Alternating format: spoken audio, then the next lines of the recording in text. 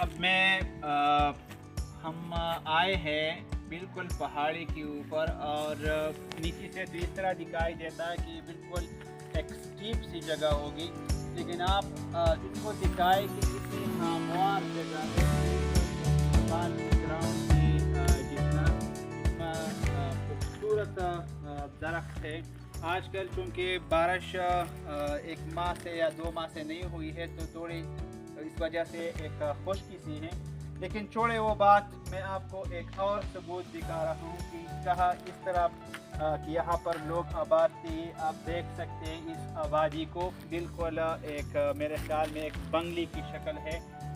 चारों तरफ इसके एक स्क्वायर शेप जगह है, इसके ऊपर भी लोगों ने ये नरक लगाए हैं मुख्तलिफ जगह से। लेकिन अफसोस की बात तो ये है कि इसके बाद कई लोग आकर इसको गैर कानूनी तौर पर इसमें खुदाई की है। आप देख सकते हैं यहाँ पर की है, और इसके अलावा यहाँ पर खुदाई की है। यहाँ से इन्होंने इस जगह को खाली किया हुआ है।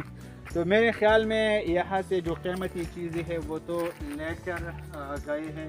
ये कौन लोग थे, कहाँ से आते हैं, इस पर भी तहकीक होनी चाहिए। मैं महकमा आसार क़दीमा खैबर पख्तूनख्वा और हुकूमत पाकिस्तान, हुकूमत खैबर पख्तूनख्वा से दरख्वास्त करता हूँ कि आप लोग इसमें एक इंक्वायरी बैठाएं, इन ऐसी जगहों के लिए इसको एक्सपोज करें ताकि ये एक टूरिज़म के लिए भी एक अच्छी मौका फराहम करे और ये जगह ताकि महफूज हो सके कि ये क्या जगह है। यहाँ पर बहुत सारी क्यूरियासिटी बनती है कि इस तरह की दीवारें और इस तरह की चीज़ें, ये दो हो सकती है, दो किस्म की।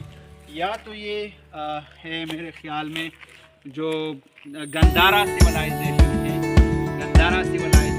उसके लोग गंदारा वाले यहाँ पर आबाद